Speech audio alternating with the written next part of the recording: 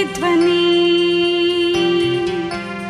ఇది క్రీస్తు యేసు ప్రేమ ధ్వని, ఇది జగతిలో మ్రోగే సిలువ ధ్వని. పిలుచుచున్నది ప్రతి వారిని, వినుమా విశ్వసించుమా.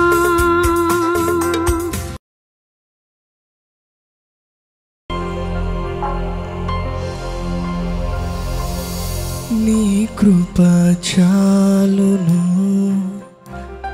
నీ ప్రేమ చాలును, నీవు నాకు తోడుంటే చాలును యేసు. నీ కృప చాలును, నీ ప్రేమ చాలును, నీవు నాకు తోడుంటే చాలును యేసు. నీవు లేని జీవితం అంధకార బంధురం, నీవు లేని జీవితం అంధకార బంధురం, నీవు నాకు తోడుంటే చాలును యేసు. నీవు నాకు తోడుంటే చాలును యేసు. నీ కృప చాలును, నీ ప్రేమ చాలును, నీవు నాకు తోడుంటే చాలును యేసు. నీవు నాకు తోడుంటే చాలును యేసు.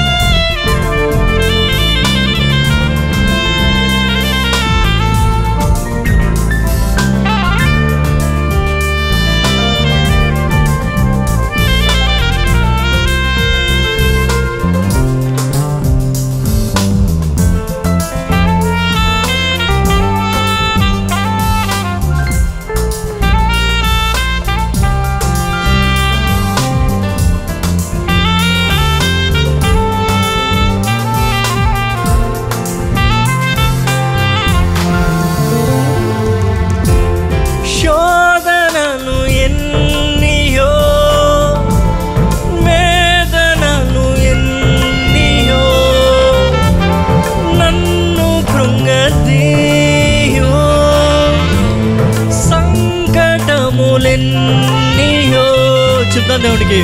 శోధనలు ఎన్నియో, వేదనలు ఎన్నియో, నన్ను కృంగదీయో, సంకటములెన్నియో, నీ ప్రేమ వర్షం నా స్థితిని మార్చగా, నీ ప్రేమ వర్షం నా స్థితిని మార్చగా, నా జీవితాంతము నీలోనే నిలిచెదన్, నా జీవితాంతము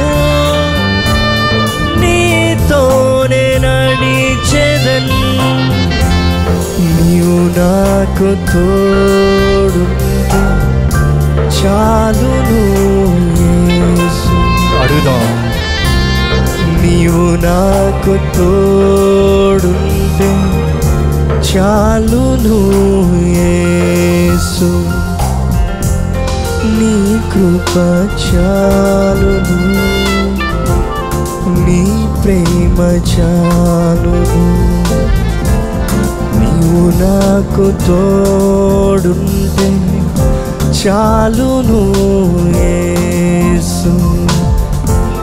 నీ కృప చాలును, నీ ప్రేమ చాలును, నీవు నాకు తోడుంటే చాలును యేసు.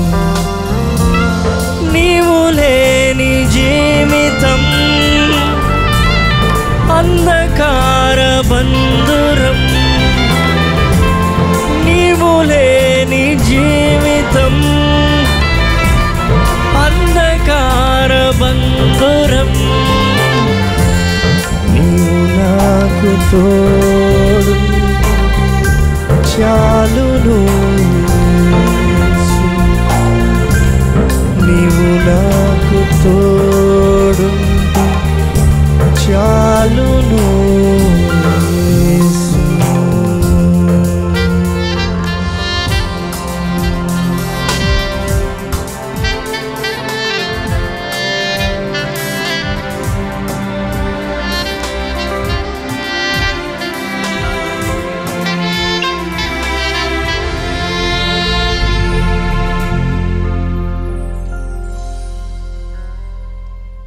బైబిల్ ఎక్కువ మంది తెచ్చుకుంటారని ఎదురు చూశాను. తెచ్చుకున్న వాళ్ళు చూపించండి, తెరిచి చూపించండి.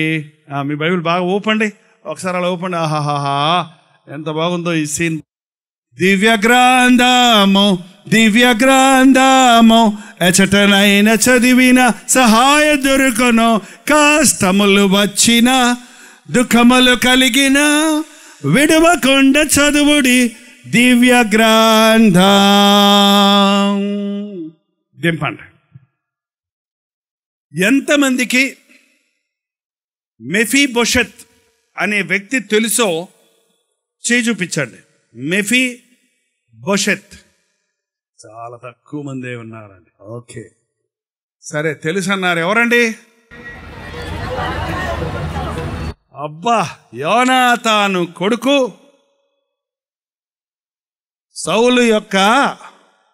సౌలు రాజు యొక్క మనవడు. ఏంటి ఆయనలోని విశేషత?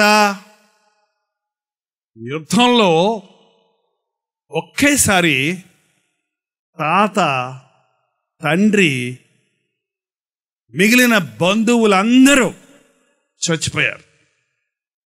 అందరూ ఓడిపోయారు, ప్రాణాలు పోగొట్టుకున్నారు. ఈ కుర్రోడు వయసు ఎప్పుడు? ఎంత? 5 సంవత్సరాల వయసు. ఆ దాది, ఆ బిడ్డను చూసుకునే దాది, ఆ బిడ్డను ఎలాగన్నా కాపాడాలి శత్రువు చేతుల్లో నుంచని, ఆ బిడ్డను చంపేయకుండా ఉండాలని ఆ బిడ్డను పట్టుకొని పారిపోతుంటే పడిపోయాడు. దారిలో పడిపోతే కాళ్ళు 2 విరిగిపోయింది. ఇప్పట్లాగా హాస్పిటల్లో మందులు, ప్లాస్టిక్ కట్లు, పుత్తూరు కట్లు, ఏంటంటే పిండి కట్లు లేవు కదా అప్పుడు. అందులో అతడు సౌలు మనవడు, సౌలు వంశానికి చెందినవాడంటే ఎవడో ఒకడు పొడిచేస్తాడు అసలే.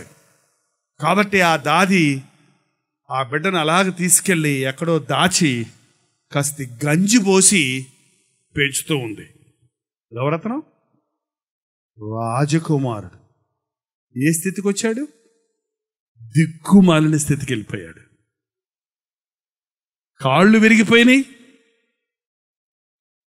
రాజరికం పోయింది, రాజ వైభవంతో ఉన్న ఆ కుమారుడు, బంగారు బొమ్మలతో ఆడుకున్న ఆ బిడ్డ మట్టి కొండల్లో అన్నం తింటూ మూలబడిపోయి ఉన్నాడు. ఎవరు అతన్ని పట్టించుకోవాలా, ఎవరికి అతను తెలియదు. ఈ రోజున చాలా మంది అటువంటి పరిస్థితుల్లో ఉన్నారండి. ఈ మెఫీబోషెత్తు ఏదన్నా పాపం చేశాడా? 5 సంవత్సరాల పిల్లోడు ఏం పాపం చేస్తాడండి? కానీ పితరుల దోషం అతని మీదకి వచ్చింది. తల్లిదండ్రులారా, మీరు మీ బిడ్డలకి దోషాన్ని మూటగట్టిస్తారా? శాపాన్ని మూటగట్టిస్తారా? మీరు చచ్చిందే కాక మీ బిడ్డలు దిక్కుమాలిన స్థితిలో ఉండనట్లుగా మీరు అంగీకరిస్తారా? ఎంతమంది ఈ రోజున పెళ్ళైన తర్వాత కూడా, బిడ్డలు పెట్టిన తర్వాత కూడా తమ జీవితాలను మార్చుకోవటం లేదు, తమ బ్రతుకులను సరి చేసుకోవడం లేదు. ఎంతమంది త్రాగుడుకు బానిసలుగా ఉంటున్నారు. త్రాగుబోతులారా, మీకు శ్రమ. ఎవరికి శ్రమ, ఎవరికి దుఃఖము, ఎవరికి హేతువు లేని గాయములు, కలిపిన సారాయిని త్రాగువాడికే కదా అని సామెతల గ్రంథం 23వ అధ్యాయంలో ఉందండి. శ్రమ, దుఃఖం, బాధలు. నా దగ్గరికి ప్రార్థనకు వచ్చిన వాళ్ళు చాలామంది, మా నాన్న తాగుతాడండి, మా నాన్న కోసం ప్రార్థన చేయండి. మా అమ్మ నాన్న జగడబాడుకుంటా ఉంటారండి ఎప్పుడు చూసినా. మా అమ్మ నాన్న కోసం ప్రార్థన చేయండి. మా నాయన మా అమ్మను వదిలేసి పరాయి వ్యక్తితో జీవిస్తున్నాడయ్యా, మా నాన్న తిరిగి వచ్చేటట్టు ప్రార్థన చేయండి. నా భర్త తాగుతాడయ్యా, తాగి వచ్చి ఇంటికి వచ్చి గొడవ పెడతాడయ్యా, తాగొచ్చి మళ్ళీ మమ్మల్ని తంతాడయ్యా, తప్పు చేసేది వాడు, మళ్ళీ తన్నేది ఎళని. ఇదేందో నాకు అర్థం కాదు. ఒక్కోసారి నేను దేవుణ్ణి అడుగుతుంటే, ఏంటి ప్రభు ఇది? తాగినోడేమో తాగి జాలీగా ఉంటుంటే ఆ ఇంట్లో తాగని వాళ్ళందరూ ఎడుతో కూర్చోవలసి వచ్చింది. అయితే వీళ్ళు కూడా తాగేస్తే బాగుంటుంది కదా. మా నాన్న భయంకరంగా తాగేవాడండి. మా నాన్నగారు ఒక డెప్యూటీ ఎగ్జిక్యూటివ్ ఇంజనీర్గా పనిచేసేవాడు కాకినాడలో. మంచి పొజిషన్లో ఉన్నాడు. కానీ బరే దురభ్యాసాలకు బానిసైపోయాడు. క్లబ్లకు వెళ్ళిపోవటం, ఆఫీసర్లతో కూర్చొని రాత్రి అంతా తాగేవాడు. చెట్ల బ్యాగ్ ఆడతా కూర్చునేవాడు. 2 చేతులతో సిగరెట్ తాగేవాడు. Double smoking. భయంకరంగా జీవించేవాడు. కానీ మా అమ్మ ఏడుస్తా ప్రార్థన చేస్తుండేది. నాకు అప్పుడు 18 ఏళ్ళు వచ్చేసాయి. నాయనా యేసుప్రభు నమ్ముకోయా అంది మా అమ్మ నన్ను. చాలులే, నువ్వు నమ్ముకొని ఎడుతున్నావు చాలు, మళ్ళీ నేను నమ్ముకోవాలా? ఎప్పుడు నాన్నలాగా తాగటం మొదలు పెట్టాలని నేను చూస్తున్నాను. జాలీగా నాన్న తాగి గంతులేస్తున్నాడు చూడు. ఏముందమ్మా జీవితం, తాగటం, తందనాలు తాగటం, ఇష్టం చూడ బతకడం, చచ్చిపోతాం. చచ్చిపోయిన తర్వాత ఏమైతే ఎవరికేంటి? దేవుడు లేడు, దెయ్యం లేడు అనేవాడిని. కానీ మా అమ్మ ఓర్పుగా, తప్పునైనా అట్ట అనకూడదయ్యా, యేసుప్రభు మీ నాన్నను మారుస్తాడయ్యా. ఒకరోజు కూర్చోబెట్టి చెప్పింది నాకు బోధ. ఊరిక యేసుప్రభు నాన్న మారితే నేను మారతానులే అన్నాను. పొరపాటున అలవాటున. నాన్న మారితే నేను మారతానులే అన్నాను. నాకు తెలియదు నాన్న మారతారని. కానీ మా నాన్న మారాడు. సముద్రంలో పడి చచ్చిపోదామని, ఆత్మహత్య చేసుకొని చచ్చిపోదామని వెళ్తున్నప్పుడు ఇలాంటి సభలో దేవుని వాక్యం అందించడంతే అదేదో అక్కడికి వెళ్ళి ప్రార్థన చేయించుకొని చస్తే మోక్షం వస్తుంది అని లోపలికి వచ్చాడంట. మారదామని కాదు, బతుకుదామని కాదు. ఏంటండి, మీటింగ్ అయిపోయిన తర్వాత నేరుగా వచ్చి అక్కడున్న దైవ సేవకుడి దగ్గరికి వచ్చి నేను చచ్చిపోదాం అనుకుంటాను, ప్రార్థన చేయండి అన్నాడంట. మళ్ళీ పైగా ఎందుకయ్యా చచ్చిపోవాలి, ఏమైందయ్యా నీకు? నాకేం అవ్వలేదు, చచ్చిపోవాలి, ప్రార్థన చేయి త్వరగా అంటాడంట. మళ్ళీ పైగా ఏం జరిగింది నీకు, ఏమైందండి? భార్య బిడ్డలు లేరా? ఉన్నారు. గుండు లాంటి భార్య ఉంది, 8 మంది బిడ్డలు ఉన్నారు. మరి ఏమైంది? ఇల్లు కాలిపోయిందా? ఉంది. బంగ్లా ఉంది, కార్లు ఉన్నాయి. నేను ఎగ్జిక్యూటివ్ ఇంజనీర్ని, అధికారం ఉంది, హోదా ఉంది, ఆస్తి ఉంది, అన్నీ ఉన్నాయి. మరి ఎందుకయ్యా చావటం? ఆ సమాధానం లేదు. నా బతుకు మీద నాకు అసహ్యం వేస్తుంది. తమ్ముడు అక్కర్లేదు, చావక్కర్లేదు. నీకోసం యేసు ప్రభు మరణించాడు. నీవు బ్రతకాలని ఆయన నీ కొరకు ప్రాణం ఇచ్చాడు. మోకరించి ప్రార్థన చేద్దామని దైవసేవకుడు ఆయన కోసం ప్రార్థన చేశాడండి. ఆ చిన్న ప్రార్థన ఆయన గుండెల్లో క్రియ జరిగించింది. ఆ మరుసటి రోజు నుంచి ఆయన జీవితంలో గొప్ప మార్పు. అది నేను కళ్ళారా చూశాను. లేకపోతే నేను అసలు దేవుణ్ణి నమ్మను, యేసు ప్రభువునే నమ్మను. భయంకరమైన మూర్ఖుడైన మా తండ్రి యేసు ప్రభువు చేత ముట్టబడిన తరువాత సిగరెట్లు మానేశాడు, బ్రాంతి విస్కీలు మానేశాడు, క్లబ్కి వెళ్ళటం మానేశాడు. ఇంట్లో ఉన్న చెత్త అంతా తెచ్చి, సినిమా పత్రికలు, బ్రాంతి బాటిళ్ళు, చీట్ల పేకలు అన్నీ తెచ్చి కొప్పేసి నుప్పేసి అంటించేశాడు. 8 బైబిళ్ళు కొనుక్కొచ్చి 10 బైబిళ్ళు మొత్తం 8 మంది పిల్లలకి అమ్మ నాన్న 10 మందికి బైబిళ్ళు ఇచ్చేశాడు. అప్పుడు నా 18 ఏళ్ల వయసు, నా చిన్న తమ్ముడికి 8 ఏళ్ల వయసు. బాగానే ఉంది కథ అనుకున్నాను. మా నాన్న మారాడు, యేసు ప్రభు గొప్పడే అనుకుంటే 3వ రోజు నుంచి నన్ను మారమంట మొదలుపెట్టాడు మా నాయన. ఇదేమిటిది? నువ్వు 40 ఏళ్ళ దాకా తిని తాగి తిరిగి పడి లేచి ఇప్పుడు మారావు. నేను ఇంకా ఇప్పుడే నూగు మీసాలు వస్తున్నాయి. ఇంతవరకు నేను అది తాగలేదు, ఇది తాగలేదు, అందులో ఆ గోతులో పడలేదు, ఈ పెంటలో పడలేదు, అది చూడలేదు, ఇది చూడలేదు, లోకాన్ని అనుభవించలేదు, అప్పుడే నన్ను మారమంటావేంటి? యేసు ప్రభువు నిజమైన దేవుడే, మారాలి, కానీ ఇప్పుడు కాదు, అన్నీ అయ్యాక మారతానన్నాను నేను. ఆయన నాకెవరు నీ వయసులో ఉన్నప్పుడు నాకు చెప్పుంటే నేను మారేవాడిరా. అప్పుడు నాకు యేసయ్య తెలియదురా. నీ జీవితాన్ని పాడు చేసుకోకరా, నీ యవ్వనాన్ని పాడు చేసుకోకరా అని నా కోసం ప్రార్థన చేయడం మొదలుపెట్టాడు. ఒకరోజు మా నాన్న ఒట్టొట్టిగా మారాడా నిజంగా మారాడా అని వారం రోజులు చూద్దామని చూస్తే నిజంగానే మారాడు. వారం రోజులైనా వెళ్తాం లేదు బయటికి. ఆయన బయటికి వెళ్తే నేను సినిమాకి వెళ్ళేవాడిని, ఆయన బయటికి వెళ్తే నేను సినిమాకి పోనివ్వట్లేదు. భలే కష్టమైపోయింది నాకు. అసలు ఏం చేస్తున్నాడు మా నాన్న గదిలో అని చెప్పి లోపలికి తొంగి చూస్తే మోకాళ్ళ మీద కూర్చొని బైబిల్ ఎదురుగుండా పెట్టుకొని ప్రార్థన చేస్తున్నాడు. ప్రభువా, నా దోషములు నా జ్యేష్ఠ కుమారుడి మీదకి రానివ్వకో. నేనెన్నో పాపాలు చేశాను, నా ఇష్టానుసారంగా జీవించాను. నా దోషాలు నా జ్యేష్ఠ కుమారుడికి రానివ్వకో. నా జ్యేష్ఠ కుమారుడు జైపాలు మారు మనసు పొందేటట్టు చేయ్యా అని ప్రార్థన చేస్తుంటే ఇప్పుడు చాలా సంతోషంగా గర్వంగా చెప్తున్నాను. కానీ అప్పుడు భలే కోపం వచ్చింది నాకు. వెళ్ళి కొట్టాలనిపించింది మా నాన్న. మళ్ళీ నా కోసం నిన్నెవడు చేయమన్నాడు ప్రార్థన అనిపించింది. ఎందుకంటే సైతాన్ పెట్టున్నా అప్పుడు, నేను లోహంలో ఉన్నాను. అప్పుడు నేను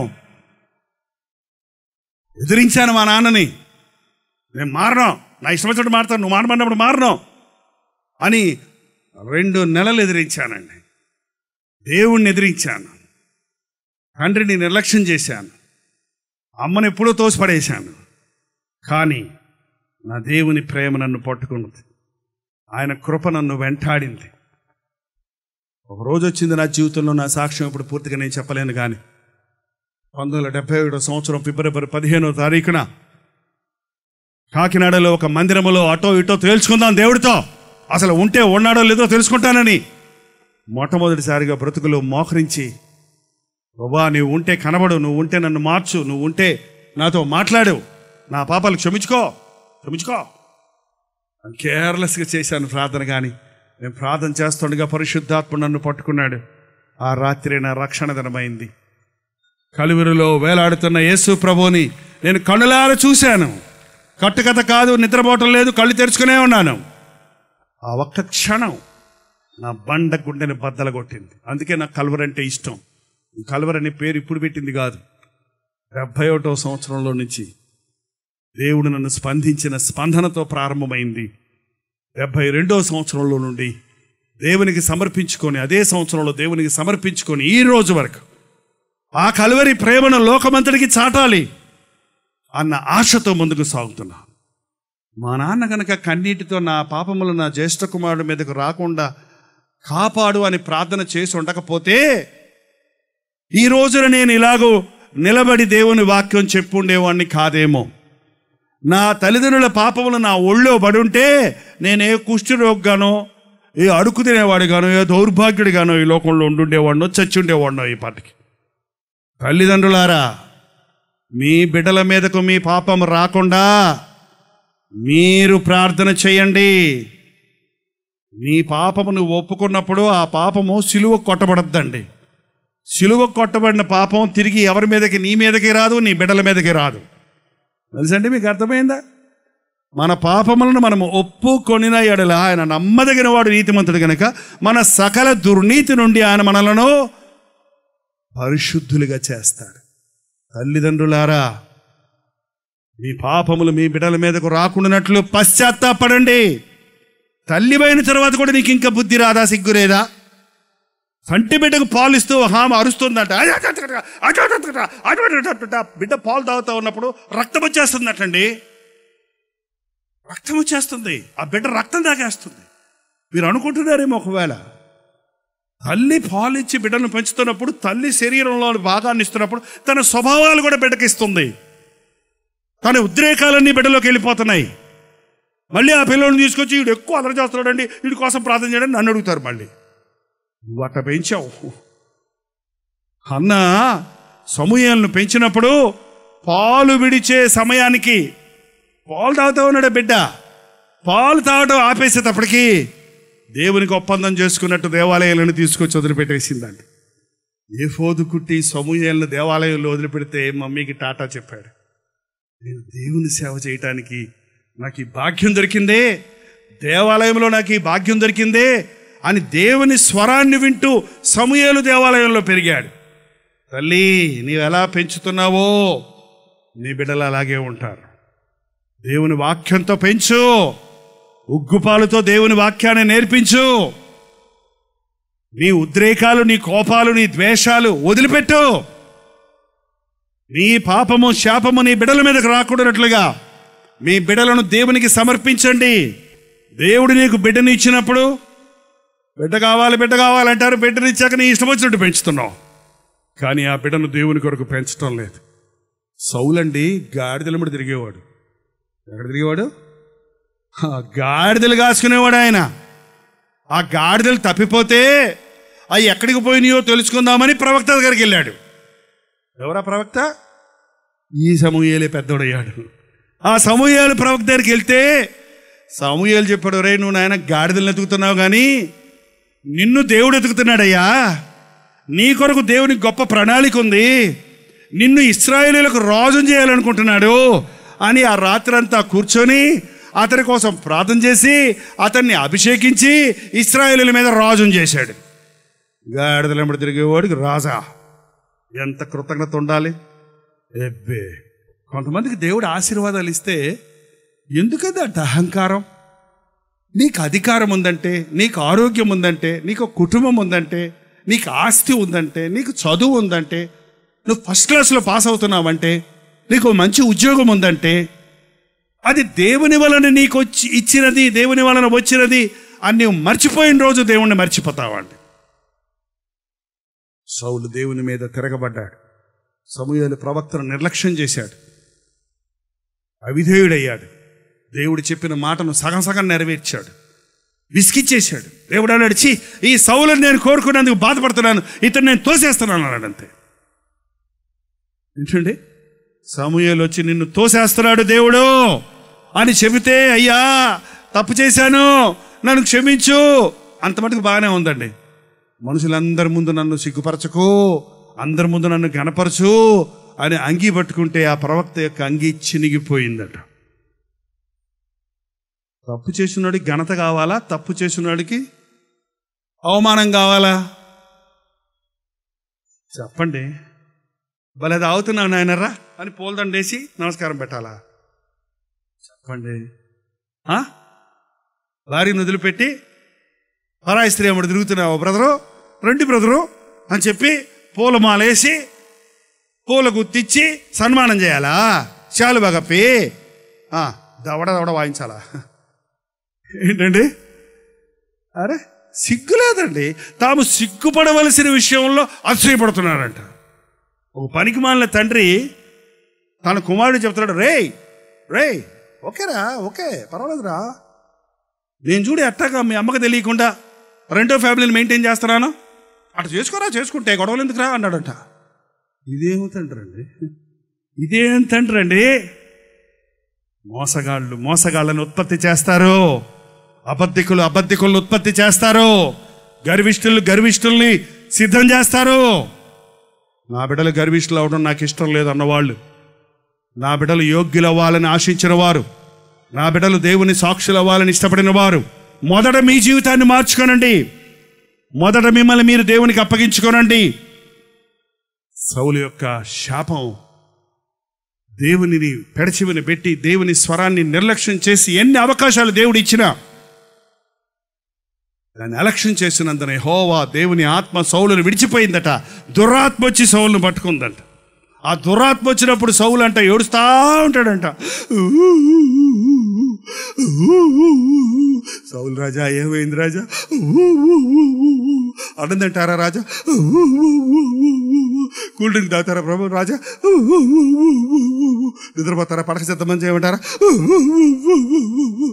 ఏమైంది రాజా? దురాత్మ వచ్చి అతన్ని నలిపేస్తుందంట. చాలా మంది ఈ రోజులో ఏడుస్తూనే ఉంటారు. ఎందుకు ఏడుస్తున్నావంటే నాకే తెలియదు అంటాడు. మళ్ళీ పైగా పూర్వకాలం అంటే ఏడుపు వచ్చింది అనుకోండి, బోర్ని ఏడ్చేసేవాళ్ళు. పెద్ద సరువు తెల్లవారు ఏడ్చేసి ముక్కు అంతా సీదేసి కళ్ళన్నీ తుడుచుకొని హాయిగా కాస్త తేలికయ్యేది. ఇప్పుడు అట్ట కాదు, ఆడవరు స్టైలు. ఎందుకు ఏడుస్తున్నావు? ఏం లేదు. ఏంట్రా అంటున్నావు? ఏం లేదు అనేటప్పటికి ఏమైపోయింది లోపట? డిప్రెషన్ అనే మాట ఇప్పుడు ఎక్కువ వినపడుతుంది. కృంగుదల. మెంటల్ అయిపోయాడండి మా అబ్బాయి. వాడే మాట్లాడుకుంటాడండి, మన మాట ఏంటండి, ఏ చెవి పెట్టుకుని కొరుక్కుంటా ఉంటాడండి, కనపడ్డాయన్ని పగలగొడుతుంటాడండి. ఏం చేస్తున్నాడు వాడికి తెలియట్లేదండి. డాక్టర్ దగ్గర తీసుకెళ్తే పరీక్ష చేస్తే ఏ జబ్బు లేదంటున్నారండి. ఎంతమంది ఉన్నారు అలాంటి వాళ్ళు? హృదయంలో పాపం పెట్టుకుంటే అది నేను తినేస్తుంది. నీ సామర్థ్యతను, నీ తెలివిని, నీ జ్ఞానాన్ని, నీ సమయాన్ని, నీ ఆరోగ్యాన్ని పోడు చేస్తుంది. సౌలకు దురాత్మ పట్టుకున్నప్పుడు ఎన్ని మందులు వేసినా బాగుపడలేదండి. దావీదుని తీసుకొస్తే దావీదు పాట పాడేవాడంట, దేవుణ్ణి స్తుతించుడి ఎల్లప్పుడు దేవుణ్ణి స్తుతించుడి, దేవుణ్ణి స్తుతించుడి ఎల్లప్పుడు దేవుణ్ణి స్తుతించుడి అంటుంటే అని హాయిగా నిద్రపోయేవాడు అంటండి. ఏంటంటే మళ్ళీ పెట్టేదంట, మళ్ళీ వస్తే మళ్ళీ పాడేవాడు. ఇదేంటిది? చాలామందికి ఈ రోజున అటువంటి పరిస్థితుల్లోనే ఉందండి. పాస్టర్ గారు ప్రార్థన చేయరా? ప్రార్థన చేస్తే పోద్దండి. నీకు సాతానికి నీ హృదయంలో చోటు ఉంది. సాతానుకు సంబంధమైన కార్యాలు నీలో ఉన్నాయి. నా చీర నాకు ఇచ్చేస్తే పోతాను అంత ఒక దెయ్యం. నేను చీర నీకు ఇస్తే అవును ఆమె కట్టుకున్న చీర ముందు దెయ్యం పట్టిన ఆవిడ చీర అంతా ఊరకొచ్చిందని దొంగిలించుకొచ్చిందంట అన్నింటి నుంచి. దాంతోపాటు దొంగిలించినవే. ఎంతమంది ఈ రోజున మానసికమైన రుగ్మతలకు బానిసలవుతున్నారు? తల్లిదండ్రుల యొక్క మీ జీన్స్, మీ నరనరాల్లో ఉన్న ఉద్రేకతలను మీ గర్భంలో ఉన్న పెరుగుతున్న బిడ్డకు అందిస్తున్నారండి. దేవుడిని అనకండి. దేవుడు చక్కటి బిడ్డలను ఇస్తున్నాడు మనకి. దేవుడు చక్కటి బహుమానం ఇస్తున్నాడు. మంచి పాలు తీసుకొస్తే నువ్వు దాంట్లో విషమేసి పల్లి విషమై నీ పాలంటే ఒక చొక్కే కదా నేను వేసానంటే ఒక చొక్కే చాలు విషం అవడానికి. మీ బిడ్డలను జాగ్రత్త పెట్టుకోండి. దయచేసి మీ బిడ్డలను జాగ్రత్త పెట్టుకోండి. నెక్స్ట్ జనరేషన్ అంటారు వాళ్ళే. అసలు మనకి సంతోషాన్ని కలుగు చేసేది మన బిడ్డలేనండి. ఎన్నున్నా లేకపోయినా మన బిడ్డలు యోగ్యులైతే అందులో ఉన్న ఆనందం మరి ఎందులోనూ లేదు. నీ బిడ్డలను దేవునికి సమర్పించు. నీ బిడ్డల కొరకు ప్రార్థించు. సుసన్న వెస్లీ అనే ఒక తల్లికి 24 మంది పిల్లలంట. 2 నలుగురు కాదు, 24 మంది. అందరినీ కూర్చోబెట్టి ప్రార్థన చేసేదంట. రోజుకొక బిడ్డ కోసం ఉపవాసం ఉండి ప్రార్థన చేసేదంట. వాళ్ళు పడుకున్న తర్వాత మళ్ళీ వాళ్ళ మంచాల దగ్గరికి వెళ్ళి ఒక్కొక్క బిడ్డ కొరకు, ప్రభా ఈ బిడ్డనిచ్చావు, ఈ బిడ్డ నీ వాడవాలి, నీ గొప్పవాడవాలి, నీ సాక్ష్యవాలని ప్రార్థన చేస్తే దేవుడు ఆ బిడ్డలందరినీ దీవించాడు. అందులో పేరు మోసిన ప్రఖ్యాతి చెందిన ఆంగ్లదేశపు అపోస్తుడని పిలువబడిన జాన్ వెస్లీ ఉన్నాడు. ఇంగ్లాండ్ దేశాన్నంతట్లో గొప్ప ఉజ్జీవాన్ని రగులు కొల్పాడు. మరొకడు ఒక మంచి గాయకుడిగా పాటల ద్వారా అనేక ఆత్మలను ప్రభు వరకు ఆకర్షించగలిగిన చార్లెస్ వెస్లీ అనబడ్డాడు. నీ బిడ్డల కోసం ప్రార్థన చేయండి. జబదయ కుమారుల తల్లి వారిద్దరి కుమారులు యేసు ప్రభు దగ్గర తీసుకొచ్చి ఏమడిగిందండి? ఈ నా కుమారులు ఒకడు ఎమ్మెల్యే అవ్వాలి, ఒకడు ఎంపీ అవ్వాలని అడిగిందా? ఏమడిగిందండి? ఒక డాక్టర్ అవ్వాలి, ఒకడు ఇంజనీర్ అవ్వాలని అడిగిందా? ఏమడిగింది? ఈ నా కుమారులు నీ రాజ్యంలో నీ కుడి ప్రక్కన ఒకడు, నీ ఎడం ప్రక్కన ఒకడు ఉండాలని కోరుకుంటున్నాను. బా, ఎంత ఉన్నతమైన కోరిక! నా బిడ్డలు దేవుని రాజ్యంలో గొప్పవాళ్ళు అవ్వాలి. నువ్వు అడిగింది కష్టతరమమ్మా. చాలా శ్రమలు పొందితే గాని, సిలువెక్కితే గాని కిరీటం రాదు. ఓకే, మేము సిద్ధమన్నారు. అలాగే శ్రమలు పడ్డారు యాకోబు, యోహానులు. మొట్టమొదట హతసాక్షి అయిన వాడు యాకోబు. అతని తల శిరచ్ఛేదన చేయబడింది. వెళ్ళి యేసు ప్రభువు పునరుద్ధానుడైన తర్వాత వెళ్ళి ఆయన కుడి పక్కన కూర్చున్నాడు. తర్వాత మిగిలిన శిష్యులందరూ మరణించారు, రౌండ్గా వచ్చారు. లాస్ట్లో నిండు వృద్ధుడిగా, పండు వృద్ధాప్యంలో ప్రకటన గ్రంథం రాసినటువంటి యోహాను మరణించాడు. చివరిగా వెళ్ళి ఆయన కుడి ఎడం ప్రక్కన ఇలా గుండ్రంగా కుర్చీలు ఉన్నాయి. 24 కుర్చీలు ఉంటాయి. మీరు పాత నిబంధనలు కొత్త నిబంధనలు ప్రకటన గ్రంథంలో చదివితే పాత నిబంధనలోని 12 గోత్రాలకు చెందిన వారు, కొత్త నిబంధనలో ఉన్న 12 మంది శిష్యులు గుండ్రంగా కూర్చున్నారు. ప్రభు ఆ తల్లి కోరికను నెరవేర్చాడు. తల్లిదండ్రులారా, మీ బిడ్డలు జాగ్రత్త.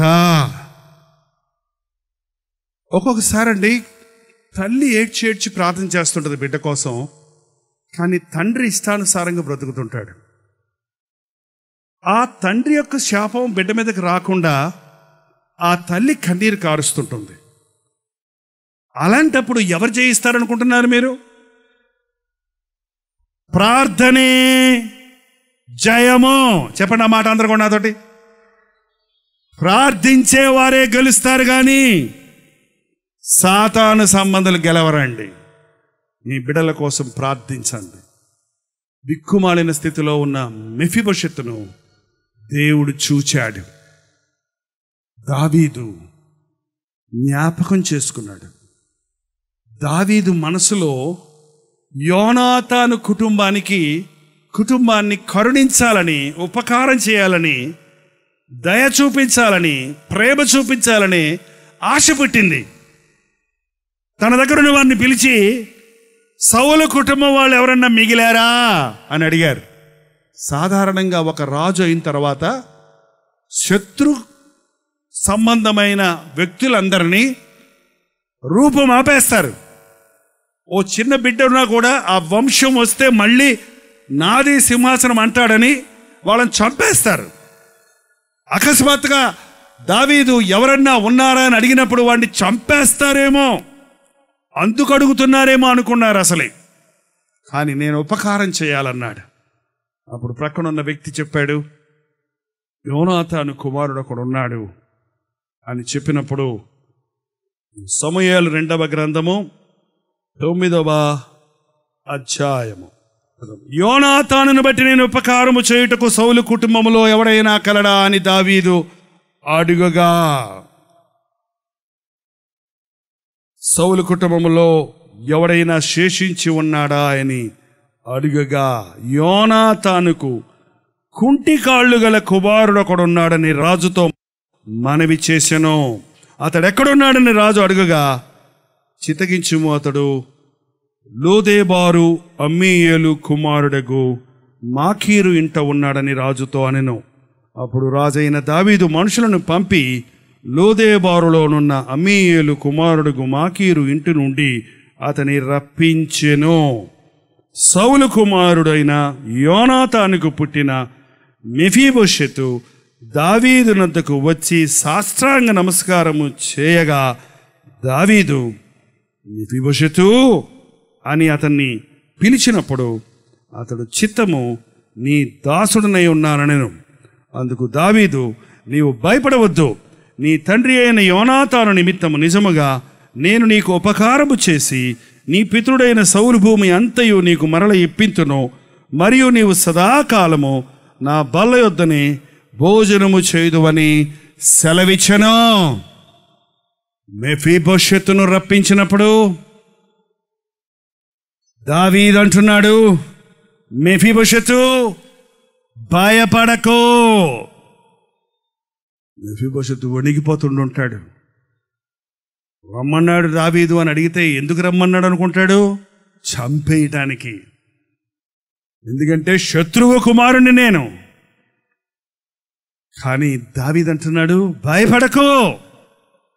చూడండి, ఇక్కడ ఒక ముఖ్యమైన సారమైన విషయం ఉంది.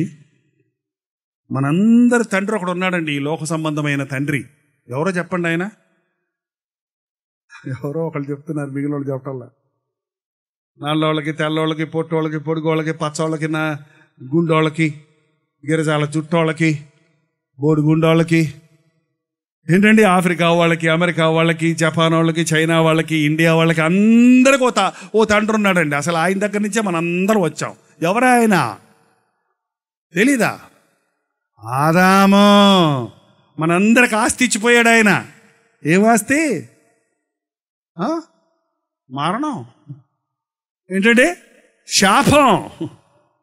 నీ నిమిత్తమై భూమి శపించబడింది. నువ్వు చెమట గార్చి తినాల్సిందే పో. అవతో చెప్పాడు, నీవు ప్రసవ వేదన పడి బిడ్డలను అంటావు పో. అప్పటి నుంచి చూడండి ఈ రోజున ఇన్ని రకాల వేదనలు. స్త్రీలకు ప్రసవ వేదన, పురుషుడికి గుండె వేదన, కుటుంబం కట్టుకోవటం అంటే, బిడ్డలను పెంచుకోవటం అంటే, ఇంటిని పోషించటం అంటే మామూలు కాదు. ఆ శాపగ్రస్తులు మనందరిలో పాతాదాము స్వభావం ఉంది. నీతిమంతుడు ఒక్కడూ లేడు. అందరూ పాపము చేసి దేవుడు అనుగ్రహించు కృపను మహిమను పోగొట్టుకున్నాడు. వాడు ఏ దేశం వాడైనా సమస్యలు ఒకటేనండి. ఏ దేశం వాడైనా సమస్యలు ఒకటే. తెల్లతోళ్ళ వాళ్ళందరినీ మీరు ఏదో పరిశుద్ధులు అనుకుంటారేమో. అబ్బే, తోలే తెల్లగొంటది, లోపలంతా నలిపే. వాళ్ళకంటే నీచమైన బుద్ధులు మరొకరికి వెళ్ళి ఉండవు. ఏ మనిషికి చూసినా అయ్యే. ఎంత చదువుకున్నాడైనా సరే, ఎంత మేధావైనా సరే, ఆ నీచమైన పాప బుద్ధి కారణం పితృపారంపర్యమైన వ్యర్థ ప్రవర్తన. అయితే యేసు ప్రభు ఆ రాజైన యేసు, ఈ దావీదు మామూలు రాజు, కానీ యేసు ప్రభు రాజులకు రాజు. ఆ రాజులకు రాజైన ప్రభు, నేను కరుణించడానికి ఎవరైనా ఉన్నారా, నా దగ్గరకు రప్పించు అంటే మీరందరూ వచ్చారండి. తెలుసా మీకు? మన మీద ఉన్న శాపాన్ని తీసేయడానికి, మన దిక్కుమాలిన స్థితిలో నుంచి మనల్ని విడిపించడానికి, వికలాంగులుగా మిగిలిపోయాం మనం. కాళ్ళు లేవు నడవడానికి, కళ్ళు లేవు చూడడానికి, మనసు లేదు దేవుణ్ణి వెంబడించడానికి. పిలుస్తున్నాడు దేవుడు, రా నా దగ్గరకు రా, భయపడకు భయపడకు. రోమిలకు రాసిన పత్రికలో రాయబడింది, మనం ఇంకనూ శత్రువులమై ఉండగానే ఆయన మన కొరకు తన ప్రాణాన్ని ఇచ్చాడు. మనం ఆయన్ని నమ్ముకోక ముందే ఆయన మన కొరకు తన ప్రాణాన్ని ఇచ్చాడు. మనం ఇంకా బలహీనలమై ఉండగానే ఆయన మన కొరకు మరణించాడు. ఎంతమంది యేసుక్రీస్తు శిలువ యందు విశ్వాసం ఉంచుతున్నారు? పాపి పరిశుద్ధుడిగా మారడానికి ఎన్ని ప్రయత్నాలు చేసినా అది అసాధ్యం. చిరుతపులి తన మచ్చలు మార్చుకొనగలదా? కూషు దేశస్థుడు తన చర్మమును మార్చుకొనగలడా? చెడుగు చేయుటకు అలవాటు పడిన మానవుడు మేలు చేయలేడు. కానీ మన స్వభావాన్ని మార్చడానికి, మన జీవితాన్ని మార్చడానికి, మన కన్నీటిని తొడవడానికి, మన మీదున్న శాపాన్ని మన నిమిత్తమై క్రీస్తు శాపమయ్యాడు. మన వ్యసనాలను ఆయన భరించాడు. ఆయన పొందిన దెబ్బల ద్వారా మనకు స్వస్థత ఉన్నది. ఈరోజు పాస్టర్ గారు ప్రార్థన చేస్తే స్వస్థత వచ్చింది చెప్పకండి. నీకు స్వస్థత వచ్చింది ఎందుకో తెలుసా? యేసుక్రీస్తు కలువరి శిలువలో నీ పాపము కొరకు, నీ శాపము కొరకు తిన్న దెబ్బల వలన, ఆయన నామంలో నీ కోసం ప్రార్థన చేస్తే స్వస్థత వచ్చింది. కానీ పాస్టర్ గారి నోట్లో ఏం శక్తి లేదండి. శిలువ యందున్న శక్తి, శిలువ రక్తము ద్వారా వచ్చే విడుదల. ఈ రోజున యేసుక్రీస్తు వికలాంగులుగా ఉన్న మనల్ని, ఏమి చేయలేని పరిస్థితుల్లో ఉన్న మనల్ని, నడవలేని పరిస్థితుల్లో ఉన్న మనల్ని, ముందుకు సాగలేని పరిస్థితుల్లో ఉన్న మనల్ని, దిక్కుమాలిన స్థితిలో ఉన్న మనల్ని, గంజి తాగుతూ కూర్చున్న మనల్ని పిలిచి, భయపడకు, నీ శాపమంతా నేను భరించాను, నీ మీదకు రావలసిన శిక్ష అంతా నేను భరించాను, కాబట్టి ఇక నీ మీద కీడు లేదు, నీ పాపములకి పరిహారం చేయబడింది, నీ బంధకముల నుంచి నువ్వు విడిపించబడుతున్నావు. మెఫీబోషెతు, ఇక నుండి నీవు దిగులు పడొద్దు. ఎక్కడుంటావు నువ్వు? నీకు రావలసిన ఆస్తంతా, నీ తండ్రి సొత్తు అంతా నీకు ఇస్తా. ఎంత ఇస్తాడంట? తండ్రి సొత్తు అంతా నీకు ఇస్తా. ఏంటంటే ఒక క్రైస్తవుడికి ఏమి ఇస్తారా? ప్రభు 10 రూపాయలు ఇవా, ప్రభు 5 రూపాయలు ఇవా అని అడుగుతారు. ఏంటంటే యేసు ప్రభు దగ్గరికి వెళ్ళి చవకబారు థింగ్స్ అడుగుతారు. ఏంటండి? ఆయన దర్జాకు తగినట్టుగా, ఆయన మనుషులు ఇవ్వలేని, మనం కష్టపడి సంపాదించుకోలేని ఆశీర్వాదాలు ఇచ్చే ప్రభు మనకు ఉండగా చిన్న చిన్న విషయాలు అడుక్కుంటున్నాం మనం దేవుని దగ్గర. లేదు మెఫీబోషెతు, నీకు సొత్తంత ఇస్తున్నాను. అంతేకాదు నీవు సదాకాలము నా భోజనం బల్ల దగ్గర భోజనం చేస్తావు. భోజనం బల్ల దగ్గర భోజనం కలిసి భోంచేసేవాడు ఎవడనమాట అండి? రాజ కుటుంబానికి చెందినవాడు. యేసు ప్రభు అదే మాటలు మనతో చెప్తున్నాడు. ఇప్పటికే నీ జీవితాన్ని పాడు చేసుకున్నావేమో.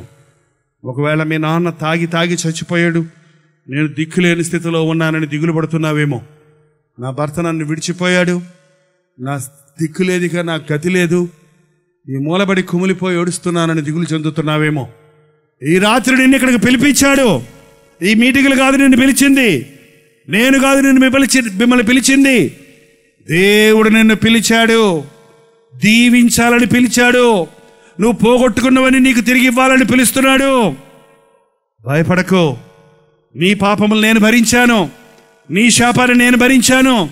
నిన్ను స్వస్థపరిచే యెహోవాను నేనే, నీ భారాలు భరించే దేవుడని నేనే.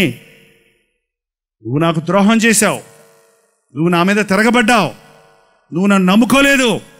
కానీ నిన్ను ప్రేమిస్తున్నాను, కానీ నా కృప నీకు చూపిస్తున్నాను. యేసయ్య కృప అండి. ఈరోజు అదే అంశం అండి. యేసయ్య కృప ఎంత గొప్పదంటే, అసలు కృప అంటే ఏంటో ఎంతమందికి తెలియదో చేయొద్దండి. పోనీ ఎంతమందికి తెలుసో చేయొద్దండి. ఏంటది? ఏంటో చెప్పండి చూద్దాం. ఒక మాట చెప్పండి అమ్మా. ప్రేమ అంటే కృప, కృప అంటే ప్రేమ. నెపోలియన్ చక్రవర్తి దగ్గరికి ఒక తల్లి వెళ్ళిందట. అయ్యా నా కుమారుడు క్షమించండి అయ్యా, ఉరిశిక్ష చేశారంట, నా కుమారుని క్షమించండి అయ్యా అంటే నెపోలియన్ అన్నాడు, అమ్మా చాలాసార్లు క్షమించాను, ఇక క్షమిస్తానికి లేదు, చాలాసార్లు క్షమించాను, ఇక కుదరదు. అయ్యా అయ్యా అయ్యా అయ్యా కనికరించండి అయ్యా, కృప చూపించండి అయ్యా, దయ చూపించండి అయ్యా అంటే రాజు అన్నాడు, చెప్తున్నాడు కదమ్మా, వాడు దయ చూపించడానికి అర్హుడు కాదు అంటే ఆ తల్లి కన్నీటితో అంటుందంట, అయ్యా దయ చూపించడానికి కూడా అర్హత కావాలా? అర్హత లేని వారికే కదయ్యా దయ చూపించాల్సింది అంటే నెపోలియన్ చక్రవర్తి అదిరిపోయాడంట. అవును కదా, అర్హత లేని వారి మీద దయ చూపించటమే, అర్హత లేని వారిని క్షమించటమే, అర్హత లేని వారిని ప్రేమించటమే, అయోగ్యమైన వారిని క్షమించటమే దయ చూపించటం. ఏ మాత్రం మెఫీబోషెత్తుకు అధికారం లేదు అక్కడ. శత్రువు యొక్క కుమారుడు, ఏ మాత్రం అతడు యోగ్యుడు కాదు అక్కడ రాజుగారి బల్ల దగ్గర కూర్చోవడానికి. కుంటోడు, ఏ విధంగానూ అతనికి యోగ్యత లేదు, కానీ అతని మీద కరుణ చూపించాడు. నీకు నాకు ఏ యోగ్యత లేదండి, నాకే యోగ్యత లేదు, నీ సంగతి నాకు తెలియదు. నేను ఎప్పుడు దేవుడితో చెప్పుకుంటూ ఉంటాను, నాకే యోగ్యత లేదండి నా యేసయ్య మాటలు పట్టుకొని నడవడానికి, ఆయన వాక్యాన్ని ప్రకటించడానికి. నేనేమన్నా కోటీశ్వరుని అనుకుంటున్నారా? నేనేమన్నా జమీందారు కుటుంబంలో నుంచి వచ్చాననుకుంటున్నారా? నా దగ్గర ఏమన్నా కోట్ల ఆస్తులు ఉన్నాయనుకుంటున్నారా? అమెరికాకు, జపాన్కి, ఇంకేదో కంట్రీకి వెళ్ళి డబ్బులు పోగు చేసుకొచ్చి మీటింగులు పెట్టి ఫోటోలు తీసి వాళ్ళకి పంపిస్తున్నాను అనుకుంటున్నారా? ఏమి లేవు. మాకున్న సంఘం చూస్తే మీరు ఆశ్చర్యపడతారు. చెన్నై వస్తే మా సంఘం చూసి అనేక మంది, ఇంత పెద్ద పాస్టర్ గారికి ఇంత సంఘమా అన్నాడట ఒక ఆయన వచ్చి. ఇంత పెద్ద పాస్టర్ గారికి ఇంత చిన్న సంఘమా? మరి ఏం చేయమంటారు? 14 సంవత్సరాల క్రితం కట్టాము ఒక చిన్న చర్చి చెన్నైలో, టీవీ మినిస్ట్రీ లేనప్పుడు. ఇప్పుడు టీవీ మినిస్ట్రీ వచ్చిన తర్వాత మా చేతికి అందిన ప్రతి డబ్బును, చర్చిలు కట్టుకోవడానికి డబ్బులు లేవు మాకు, చర్చిలు కట్టుకుంటాం, డబ్బులు ఇవ్వండి అని అడగటం నాకు ఇష్టం లేదు. మా చర్చి మేమే కట్టుకోవాలి, మీరు డబ్బులు ఇస్తే మేము చర్చి కడతామన్నా సత్రమాది అక్కర్లా.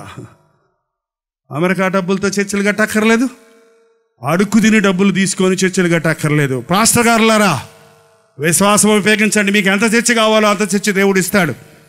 అనవసరంగా పెద్ద చర్చిలు అక్కర్లా.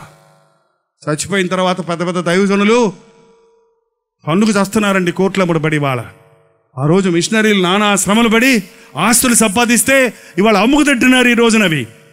మళ్ళీ మనం ఎందుకు కొని మన నెక్స్ట్ తరానికి శాపగ్రస్తులం అవటం అన్నది నా తలంపు. ఉన్నదాన్ని వెదజల్లి అభివృద్ధి పొందువారు గలరు, బెగబట్టి లేమిలో ఉన్నవారు కలరు. కేవలం దేవుని కృప.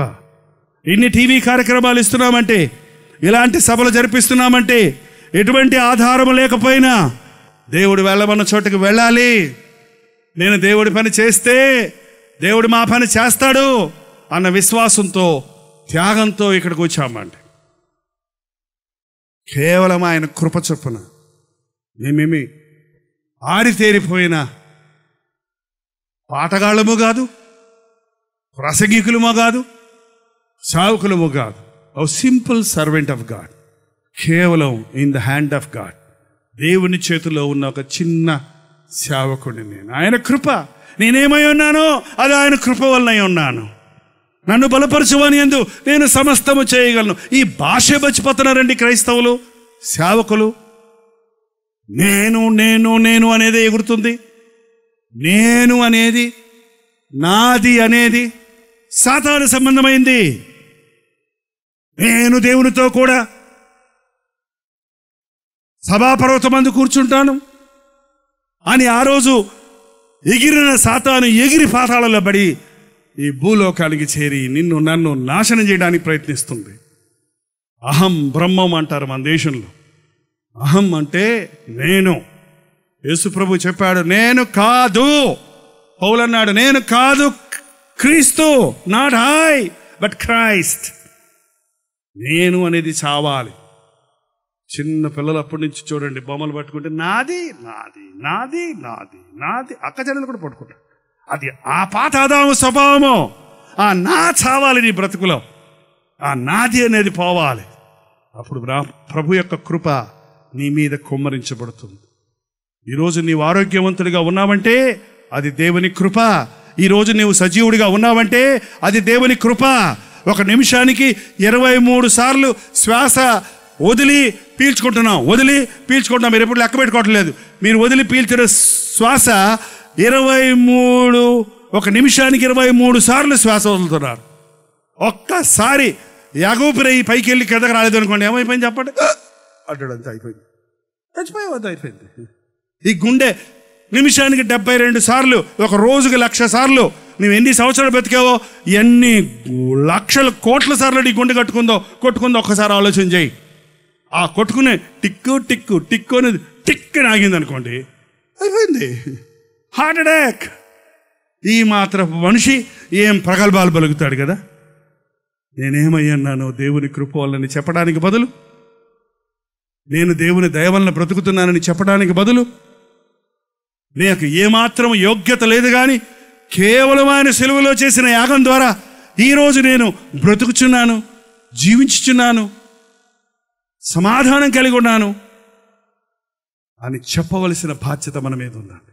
ఈ రాత్రి సమయంలో నీవు దిక్కుమాలని స్థితిలో ఉన్నావని, యేసయ్య లేని వాళ్ళు ఏం లేదండి వాళ్ళకి. ఇంకా మీరు ఎన్నన్నా చెప్పండి, యేసు ప్రభువు లేనివాడు జీవితం 0. ఎన్నున్నా నిత్య నరకానికి పోవలసిన పరిస్థితి నీకుంది. మరణించిన తరువాతే శాశ్వతమైన జీవితం ఉంది.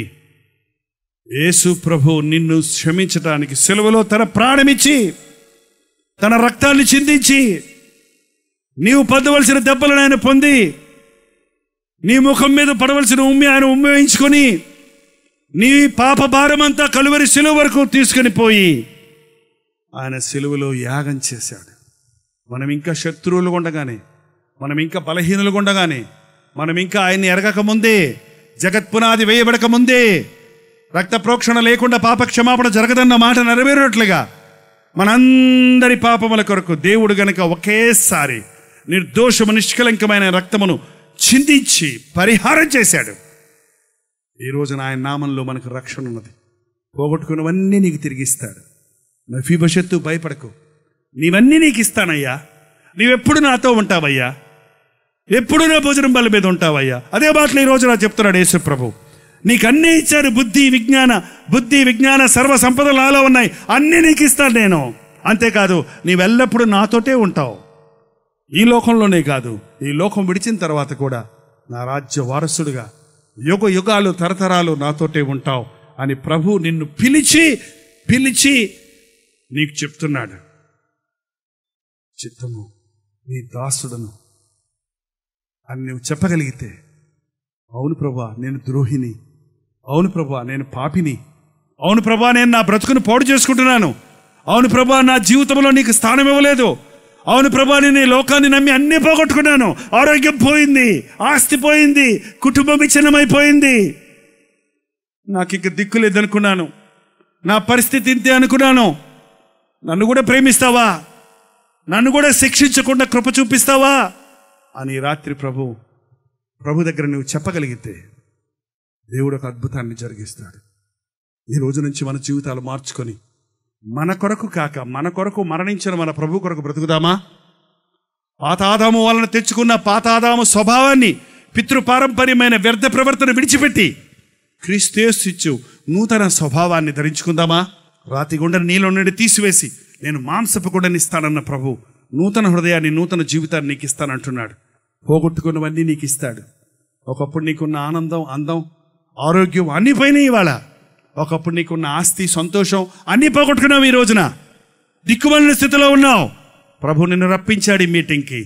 ప్రభు రాజాది రాజైన ప్రభు ఆసీనుడై ఉన్నాడు ఇక్కడ. ఆయన్ని దేహ సంబంధమైన నేత్రాలతో నువ్వు చూడలేవు.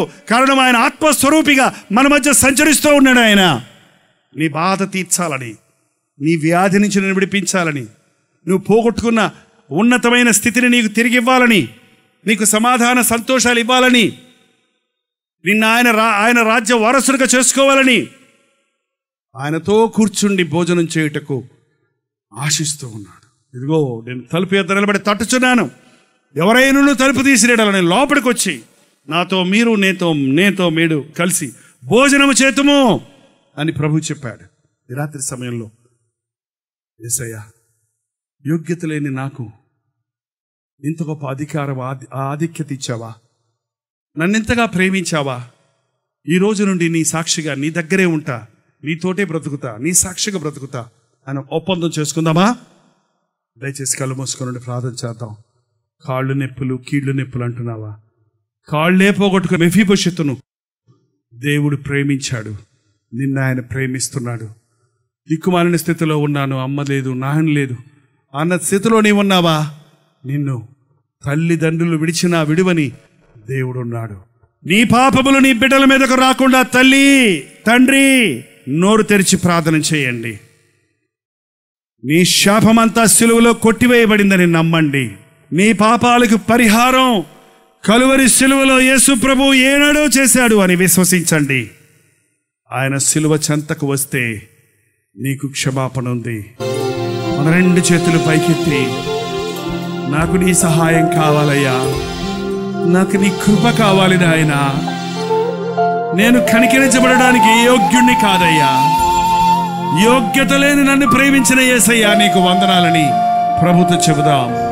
నీ కృప చాలును, నీ ప్రేమ చాలును, నీవు నాకు తోడుంటే చాలును యేసు.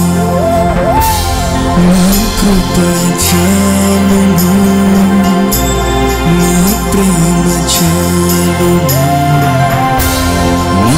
నాకు తోడుంటే చాలును యేసు. అవునయ్యా, నీవు లేని జీవితం అంధకార బంధురం. నీవు లేని జీవితం అంధకార బంధురం, నాకు తోడుంటే చాలును యేసు. నాకు తోడుంటే చాలును యేసు.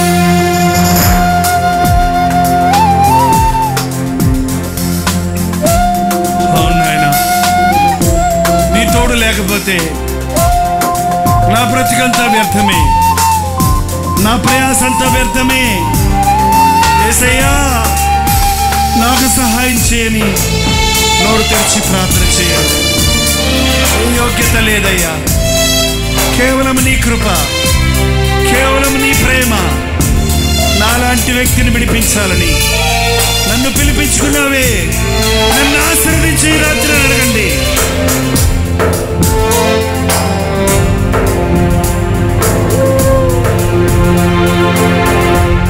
శోధనలు ఎన్నియో, వేదనలు ఎన్నియో, నన్ను కృంగదీయో, సంకటములెన్నియో, శోధనలు ఎన్నియో, వేదనలు ఎన్నియో, నన్ను కృంగదీయో, సంకటములెన్నియో,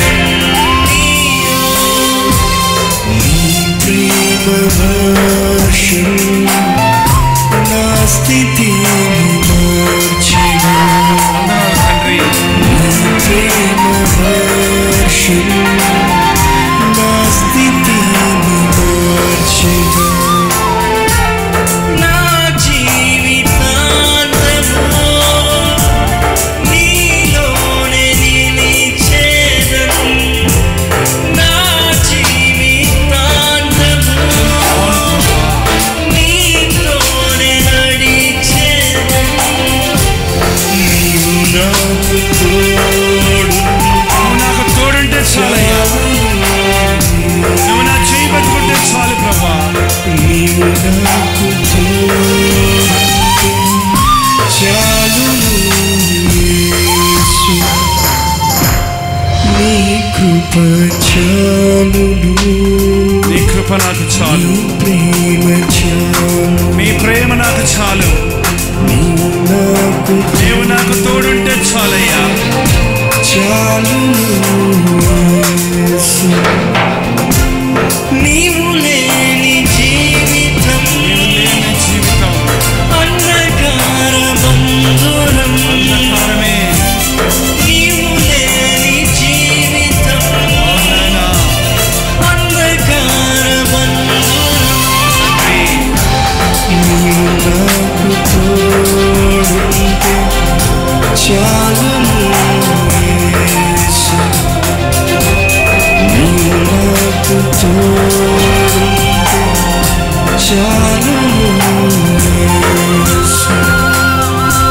నీవు నాకు తోడుంటే చాలును యేసు. మన రెండు చేతులు ఆకాశం వైపు ఎత్తి ఆ మెఫీబోషెతు వలె అవిటివాడిగా, బలహీనుడిగా, దిక్కులేని వాడిగా పడున్నానయ్యా. ఏదో ఒక ఊరు మూలపడి ఉన్నానయ్యా, ఏదో ఒక చిన్న ఇంటిలో మూలపడి ఉన్నానయ్యా. నన్ను జ్ఞాపకం చేసుకున్న యేసయ్యా, నీకు వందనాలు నాయనా.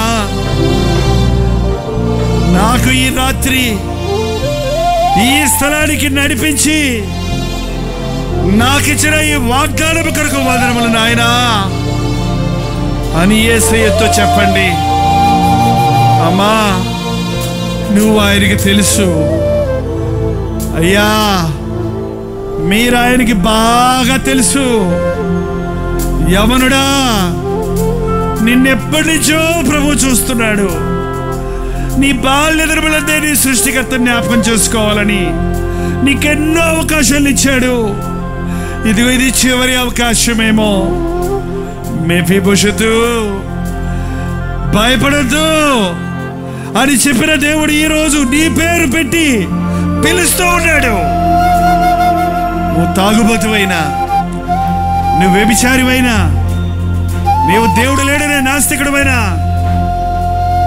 నీవెవడివైనా సరే, దిక్కుమాలిన వాడివి, ఏమి లేని వాడివి అని చూసిన ప్రభు ఆ నిత్య నరకానికి నువ్వు పోకూడదని, పరలోక రాజ్య వారసుడు కావాలని ఈరోజు కృప చూపించడానికి, దయ చూపించడానికి, ప్రేమ చూపించడానికి ఈ ఆవరణలోనికి పిలువబడ్డావు. యేసయ్యా, నీకు వందనాలయ్యా. నాలాంటి వాడిని జ్ఞాపకం చేసుకున్నందుకు వందనాలు తండ్రి. ఏమాత్రము యోగ్యత లేని నన్ను ఇంతగా దీవించినందుకు వందనములయ్యా అని మనస్ఫూర్తిగా నోరు తెరిచి ప్రభుతో చెప్పండి. పరిశుద్ధుడా, ప్రేమగల తండ్రి, ఒక్కసారి మమ్మల్ని చూడు నాయన.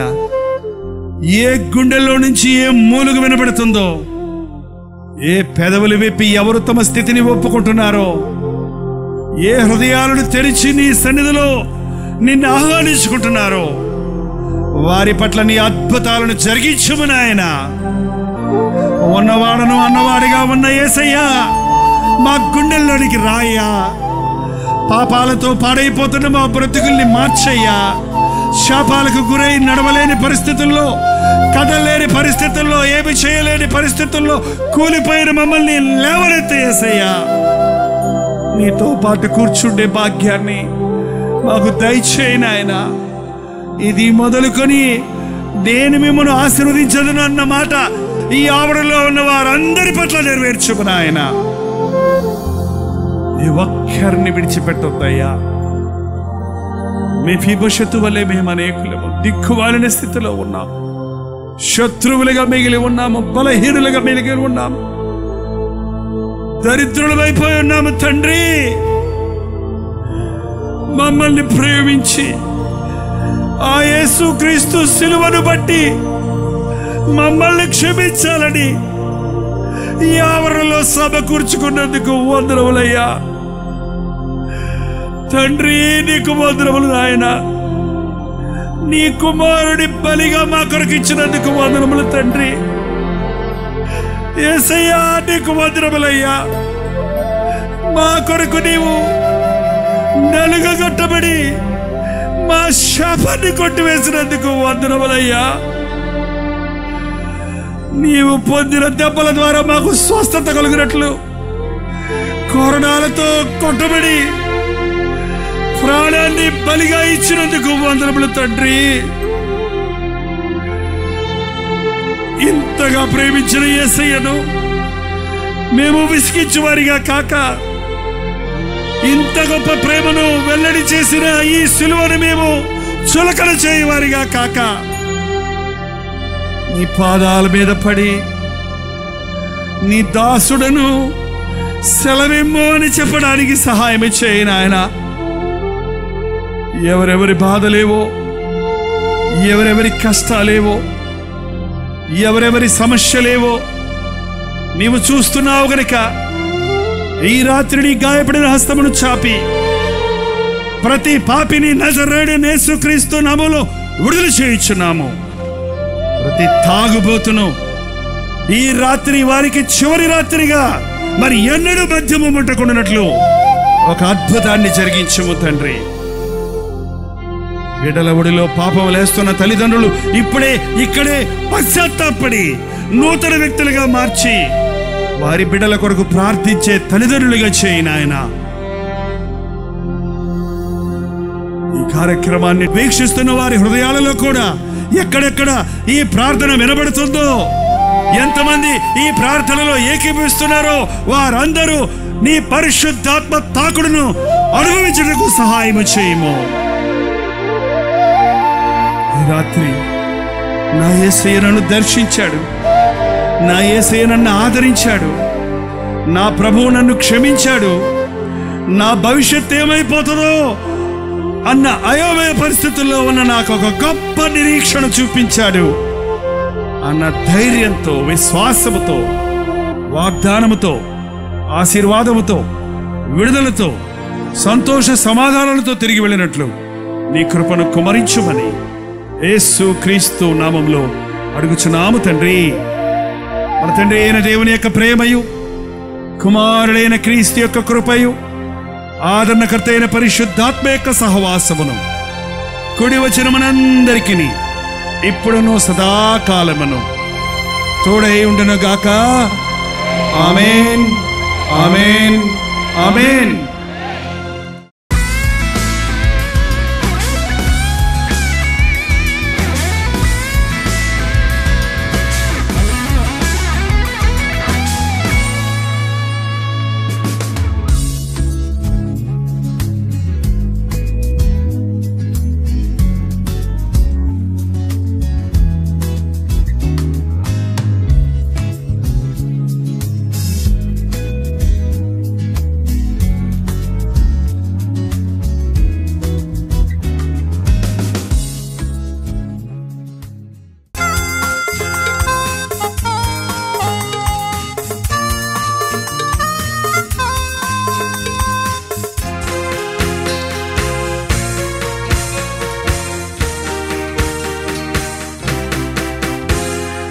బ్రతుకు బా